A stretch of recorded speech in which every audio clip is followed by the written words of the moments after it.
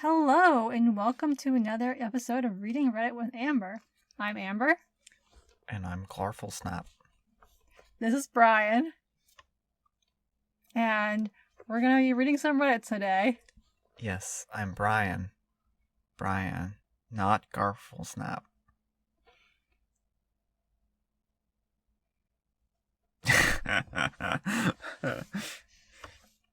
Our first story today is, am I the jerk for not grabbing something off a tall shelf for a short girl at the grocery store because I don't work there? No, not at all. No, automatic yes, you're the jerk from a short girl.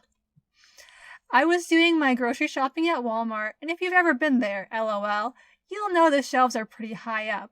I'm 6'4", so it's not an issue for me.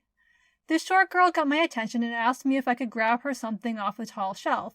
Honestly, I think if she just stood on her tippy toes or jumped a few times and knocked it down with a stick or something, she could have done it herself.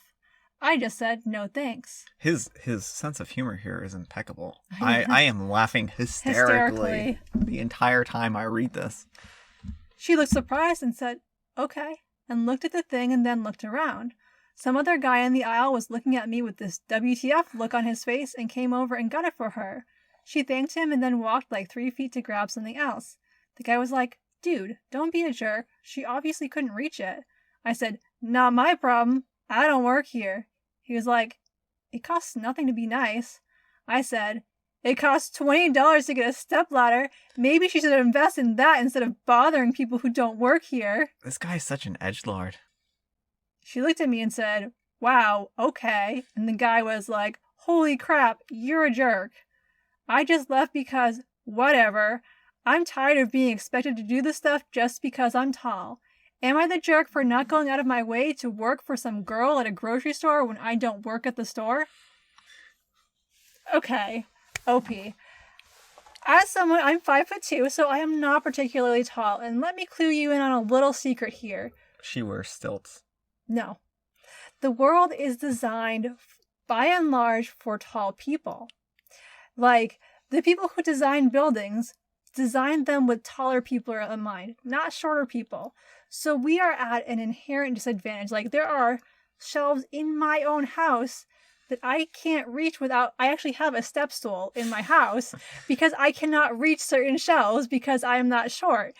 Like, and if stores wanted to have these tall shelves, they could, invest in having little step stools that people could lug around as they need them to, but they don't. And who's going to lug around their own personal step stool in Walmart? And, it might be confused for merchandise, and that's just going to be confusing. So, it's already embarrassing to have to, go up to a stranger and be like, hey, could you reach this tall thing for me? And if you really don't have the time or something, you can just politely be like, no, sorry. But to be like, why aren't you carrying around a stepladder? This isn't my problem. The world was literally designed for you. So I do want to clarify something real quick. And when Amber mentions that we have a step stool in the house, it's because I refuse to get anything off the tile shelves for her. No, he just got it to me so I could get things when he wasn't home. I'm like, no, grow an inch or two. Why don't you grab a stick and knock it off the shelf yourself, Amber? Why don't you knock the things down? I read that line and I was like, yeah, and smash whatever she's trying to get. That's a great, stellar idea right there. Well, I mean, clearly he's just being funny here. He's making fun of her shortness. And I think that right there shows, that this screams edgelord all over it. This guy's like, I can, you can do it yourself. That's my edgelord voice. I want this guy to come here to Maine. So there's this Maine politician, Margaret Chase Smith, and she was my height. And everything in her house was designed, because she was widowed very early on. And that's how she became a senator, was she took over her husband's seat. And so she was in Congress for a very long time in Maine. And everything in her house was designed around her size. So the beds were all short, so tall people couldn't sleep in them. And everything, basically a lot of things in her house are miniaturized for her size. And so if you're ever in Skowhegan, Maine, definitely stop by the library because her house is attached. It's like a museum and you can tour it. It's pretty cool. But if you've ever wondered what the world would look like if it was designed for short people, then like look no further. Look no further. You can go there. So this guy like should go there and see like this is what the world would be like if it was designed for short people. Yeah, well, again, exactly. I think that this was unnecessary. It doesn't cost anything to be kind. It wasn't really inconveniencing him, and she didn't demand that he get it. She would ask very nicely, and then when he said no, she was like, oh, okay. Right. And like, it was nice of the other guy to help, and maybe he didn't have to say anything to OP, but like, also, I don't fault him because, like, again, it's such a small act of kindness. Yeah, well, and again, like, sure, if you want to be tall and be a jerk, that still makes you a jerk. I mean, I don't think, like, again, like, you shouldn't be forced to get anything for anyone. But again, you live in a society that's largely cooperative, and, you know, society functions because everyone cooperates and works together. You know, if everyone decided that tomorrow that they didn't want to follow traffic lights anymore, then yeah, we wouldn't be able to, then there would be chaos, you know, people would, you know, run over and stuff like that. It's more about just being kind to each other, doing the, you know, right things, and just basically like working together, because that's how we've gotten along for so long.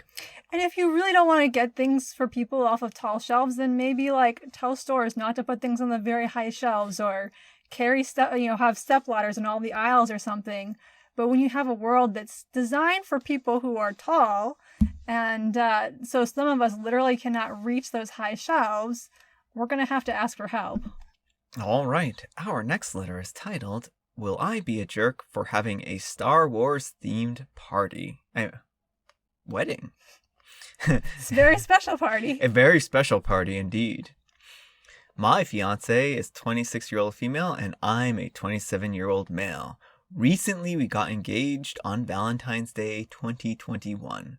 We're hoping to get married in the next 2 years, so almost every conversation we have at the moment is about wedding planning. Star Wars has been a huge influence in my life. Ever since I was a kid, I've watched all the movies on more times than I can possibly count, and it's something that nearly all of my friends and family enjoy as well. So when I was thinking of wedding planning ideas, it seemed obvious that we should be doing something Star Wars related.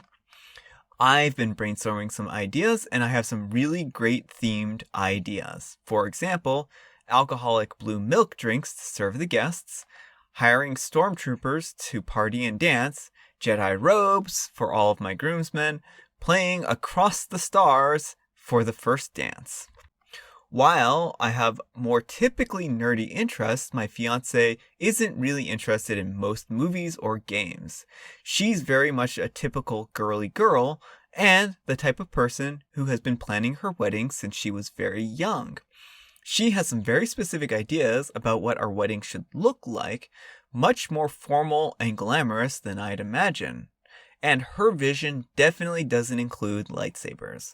The problem is that my fiance really doesn't want anything Star Wars related at our wedding at all. And all of my suggestions so far have been shot down without further discussion. One solution I suggested was that we could plan half of the wedding. Like, she handles half of the ceremony and I plan the reception. That way, we could both have what we want. However, my fiance says that plan would make me the jerk because even having a Star Wars themed reception would be an embarrassment in front of everyone we know. From my perspective, this is my wedding too, and I should be able to get to decide at least half of the wedding. While money isn't much of an issue, we share finances and I'm paying for enough to get a say. Am I a jerk for wanting a Star Wars themed party, even though my fiance doesn't really want one? Yes. I'm actually more inclined to say that no one's the jerk here. And I know Amber doesn't agree with me on this one. We kind of talked about it a little bit. So I'll go first and I'll explain why I think Opie's the jerk here. So your wedding is supposed to be about the two of you. And I want to say up front that I did have a somewhat themed wedding. It was Alice in Wonderland themed. And Brian doesn't have strong feelings one way or the other about the wedding thing. So it was basically, I was going to be doing all the crafting, so I basically had free reign. So I think themed weddings can be really nice and fun if you're both either really into the thing or if they don't really get in the way. Like our Alice in Wonderland, we had our wedding in these gardens, so we had these lovely flowers, and I had a couple of card soldiers up, and I wore a blue dress, but it wasn't like over the top. And even if it had been, I don't think Brian would have cared, but like, Yeah. you know, it was something we both could be happy with. And I think the issue here is this is really what OP wants, but nothing about this is, you know, his fiance's day, and the day is supposed to be about the two of you. So, and like, I think they could be a great theme for like the bachelor party, or if they had a shower beforehand or something like that. But if this is something that only OP likes, then maybe he and his fiance should sit down and try and think, because obviously, I mean, I'm assuming they have some common interests if they're getting married. So I would recommend seeing and thinking if there's something else that you both like that you might be able to plan a day around. I think that basically their ideas are fundamentally incompatible. And I think that's really sad. And I think that it would be really nice if both of them could get what they wanted on a special day like this. He clearly is very passionate about Star Wars, and he really wants it to be part of the wedding. She's very much wants a kind of a traditional wedding. And unfortunately, if both people want completely different things, it's really hard to compromise. It's really hard to come to a consensus when your only option is no compromise. And unfortunately, I think that's the real crux here. I think that neither one is really a jerk here because they fundamentally want different things. And because they fundamentally want different things, there just cannot be, there's no real middle ground here. I just think it's incompatible. And I can't really fault OP for wanting to include something that's so special and that he's special and passionate about, while also she wants a, you know, very traditional wedding. And so, yeah, it seems to me just that they both want really different things. It definitely does seem like they both want really different things, but the reason why I'm giving him a little bit more of a jerk rating here than her is it sounds like she has vetoed one idea, whereas he is, you know. But how are you supposed to, like, she's basically said, no, it's all or nothing. And again, it's like, you can't compromise with all or nothing. Well, but I think it's perfectly fine to veto a themed wedding if a themed wedding is not what you want. So I think, and someone else in the comments probably said this better than me, but the idea is that when it comes to themed weddings, everyone should have veto power. So if there's a theme you really don't want, because, you know, I mean, a lot of people like Star Wars, but not everyone does. And so if that seems like something your partner doesn't think that she and her family would enjoy, like, I mean, if the day is supposed to be about the two of them, and like, I think this would be a great birthday party if you wanted to, you know, say do whatever his 30th birthday this way or something like that. But where a wedding is specifically supposed to be about celebrating the couple, and he wants to plan something that would very much exclude her and probably her family, that's where I have an issue. Yeah, well, I certainly think that there are troubles here because it seems like her family is more interested in a traditional type wedding, and his family all love Star Wars, and his friends all love Star Wars. So again, it's kind of like one side really wants, you know, one thing. It's not clear that his family and friends, even if they love Star Wars, they may not be as adamant about having it as a wedding theme. Sure, and again, like they're very early on in the wedding planning. It sounds like they just got engaged like last month. Yeah. And so this wasn't even a conversation that they were aware they were going to need, though it may even be to the point where it's a deal breaker for them if they feel this strongly about it. And it's important to find these things out now. I was going to say, if you have ideas about having a theme wedding, like, and that's really your dream, you should bring that up early in your relationship. Like, well before we were even thinking about getting married, I suggested the ideas of either an Alice in Wonderland themed wedding or a Halloween themed wedding to Brian. Just, you know, to kind of see what his thoughts were. And so... Well, before you start planning it. I mean, we've been planning on getting married forever. Oh, yeah, before we had, like, a date and anything that. Just, like, throwing the idea out there. So, like, yeah, we had ideas we're getting married sometime, but it wasn't like, we're going to be doing this, like, a year from now or something like that. It was like, hey, what would you think about this theme? Yeah, and the trouble is, like, we don't know how long they've been dating beforehand. Like, if this Yeah. was a short engagement, like, you know, if they've been dating each other for, like, 6 months, there's not a lot of room in there for, like, oh, hey, by the way, Star Wars is it. Yeah, well, if they've only been dating for 6 months, I'd tell them probably date a little bit more before you think about getting married. And again, like, I think, to me, this is just they have fundamentally incompatible ideas about what their wedding should include, and that may very well be a sign of worse problems to come in the future. Like, that just seems like this may be a deal breaker, and that if this is, like, something where they can't compromise on, it just, to me, seems like they just might be fundamentally incompatible in some ways. Yeah. Well, and it doesn't seem like... what concerns me the most is he doesn't seem to be thinking about... And she has to some degree, too, but he really isn't thinking about her, how she'll experience the day at all. And that, I think, is really what gets me more than anything, is that he knows she doesn't like Star Wars, and he wants to plan half of this big party that's supposed to be celebrating them around this thing that she doesn't like. Well...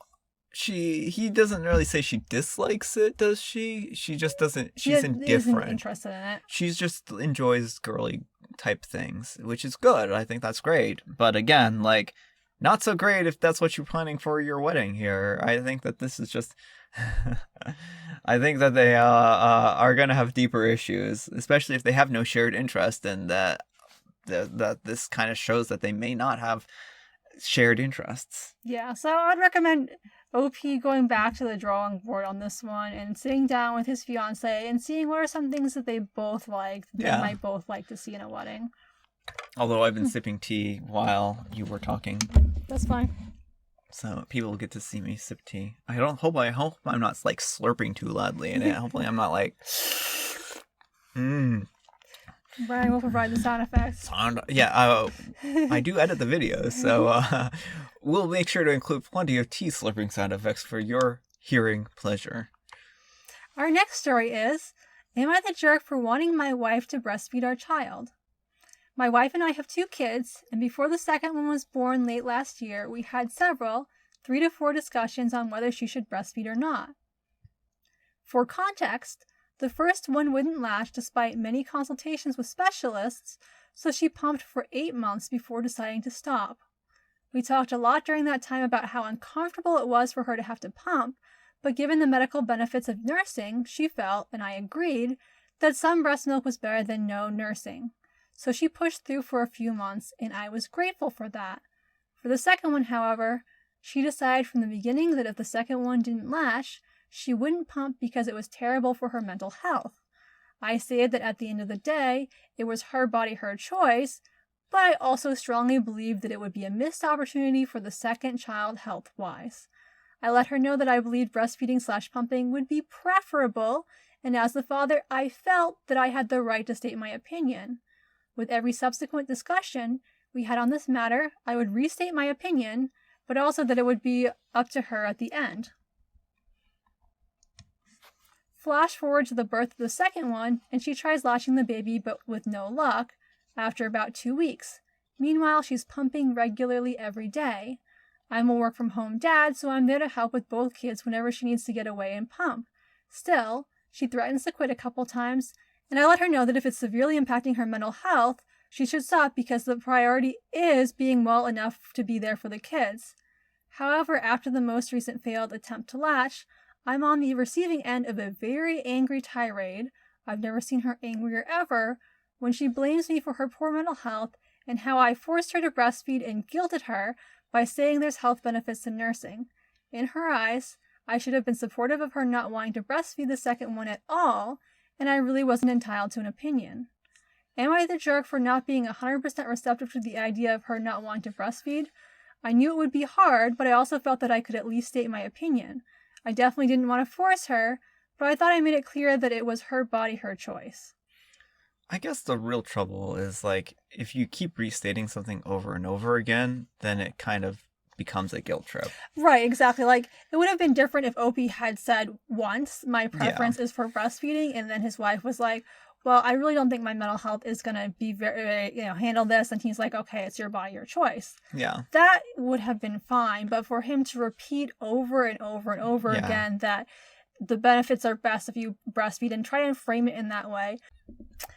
All right. I do want to say, like, at the outset that I don't believe anyone should be forced to use their body in ways they're not comfortable with. So putting aside any of the potential benefits for a second, I think it's important to recognize that OP's wife has identified that she thinks this is going to seriously adversely affect her mental health. It might also affect her physical well-being.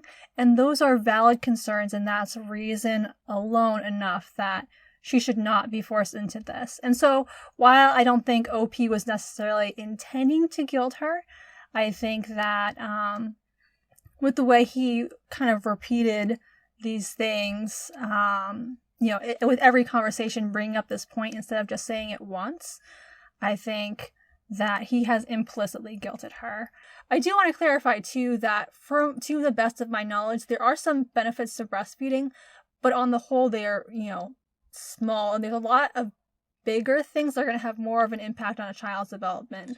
And I actually want to clarify that I have no idea whether breastfeeding is more beneficial to anyone's health or not. I only read the article summaries. I haven't actually read the real journal articles. I want to clarify that I have not read any journal articles or any articles period on this subject. I mean, the last I knew is that there's a very small achievement and health benefit that kids can potentially get from being bottle fed. Like, I do know that there are some antibodies and some the antibodies, and stuff like that. So I do think that there probably is some benefit, but I mean, I think that lots of babies are bottle fed, and there's not, maybe the benefits of breastfeeding are overstated. Yeah, I think that's the case.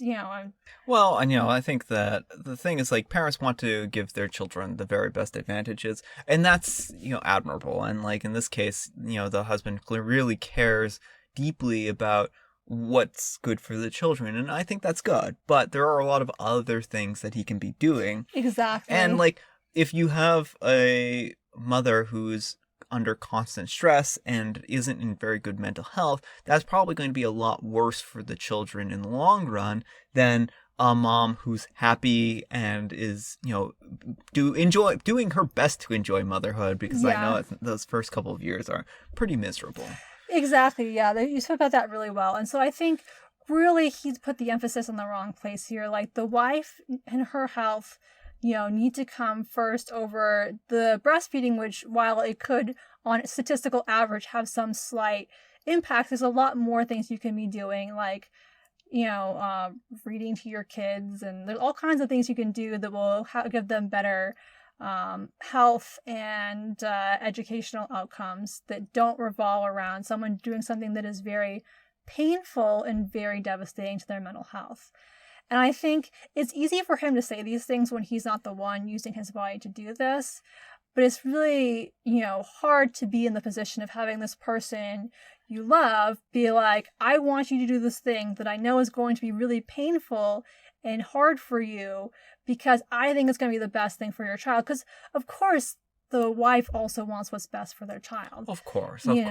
And so it's going to come across as a guilt trip if he's like, this is the thing that's best for our child. I want you to do this. And so that's a major thing to have over her head. Yeah, I think it is. I think as much as he probably doesn't think he guilt tripped her, I really think it came out across that way.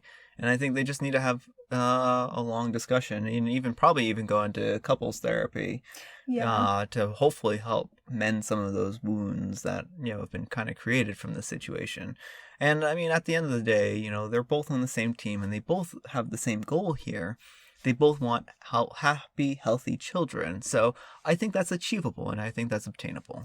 Absolutely. And maybe focus on other things, when you're trying to think of ways to best help the child. Because again, this is just something that's not feasible for her, and it does require her body specifically. And so, just as a general rule, don't pressure people either explicitly or implicitly into doing things that they are not comfortable with. Bottle-fed children turn out well all the time. I mean, again, anecdotal evidence, but I mean, I don't think the bottle feeding hurt me any, so. Yeah. Well, they're back to saying that there are other things that you can do, like feed your kids coffee. Like crush up coffee beans and give your children coffee. Now we're going all the coffee. No. Give your children all of the coffee. I don't think that's going to help. All of the coffee and tea. This is why this show is called Reading It with Amber and not Brian's advice, because Brian's advice here is apparently bad. Remember. Do not give your infants coffee, please. This is not medical advice. This is not medical advice. We are not medical experts. I am not a medical doctor. Yes, neither of us are medical doctors. Giving your children coffee probably will have some ramifications that I cannot project or predict. I've heard it might stunt their growth, like if you're consistently giving your kids too much caffeine. That's why I'm short. You're not even short. I'm short. Well, hopefully you enjoyed today's video. If you did, consider giving it a like or letting me know in the comments. Thanks for watching, and have a great day.